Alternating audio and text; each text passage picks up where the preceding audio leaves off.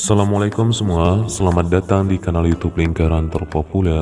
Semoga teman-teman semua yang menyaksikan video ini dalam keadaan baik-baik saja ya.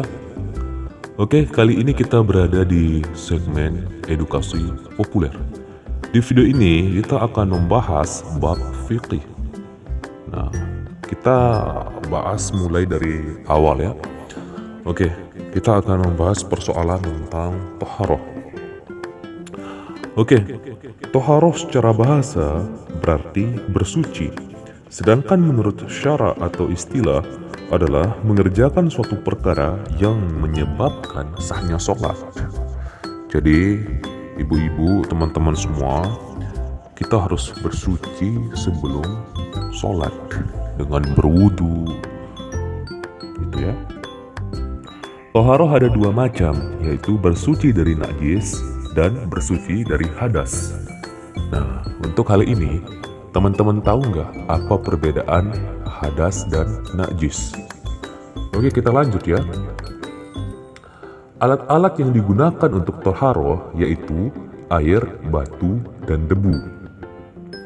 Air ada tiga macam, yaitu yang pertama, air suci dan menyucikan, yaitu segala air yang bersumber dari bumi dan turun dari langit, antara lain air sumur, air sungai, air hujan, air laut, air danau, air embun, air salju. Itu sah digunakan untuk bersuci, karena air itu suci dan menyucikan. Yang kedua, air suci namun tidak menyucikan. A, yaitu air yang telah digunakan untuk bersuci dan kurang dari 2 kula.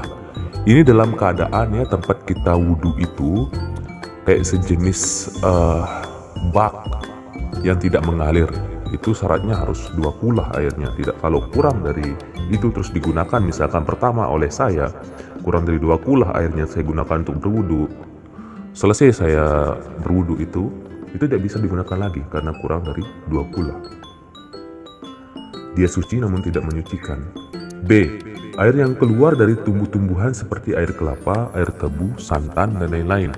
Jadi air dari tumbuhan tidak bisa digunakan untuk bersuci ya. Dia suci namun tidak menyucikan. C, air yang tercampur benda suci lainnya yang mengubah sifat air seperti air gula, air teh, air sirup. 3, air mutanajis, yaitu air yang telah tercampur najis kurang dari 2 kula, atau air yang 2 kula namun berubah sifatnya, misalkan berubah baunya, berubah warnanya, itu tidak bisa digunakan untuk bersuci karena tidak suci dan tidak menyucikan. Oleh karena itu, maka lihatlah tempat kita berwudu, khususnya di sumur atau di tempat lainnya yang di umum-umum ini, jangan sampai terkena najis misalkan, terus kita tidak sadar akan hal itu, padahal baunya sudah menyengat. Misalkan ada bangkai di sana, itu tidak bisa digunakan untuk bersuci. Jadi itu dulu ya pembahasan terkait dengan toharoh di bab fikih ini. Nanti selanjutnya kita akan membahas tentang wudu sampai pada akhirnya ke haji nanti ya untuk bab fikih ini. Silahkan teman-teman semua supaya tidak ketinggalan informasi bisa di subscribe channel ini ya. Insya Allah kita akan sama-sama belajar mencari ilmu pengetahuan supaya kita sama-sama lebih memahami tentang agama ini.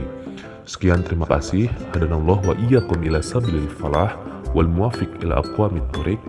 Wassalamualaikum warahmatullahi taala wabarakatuh.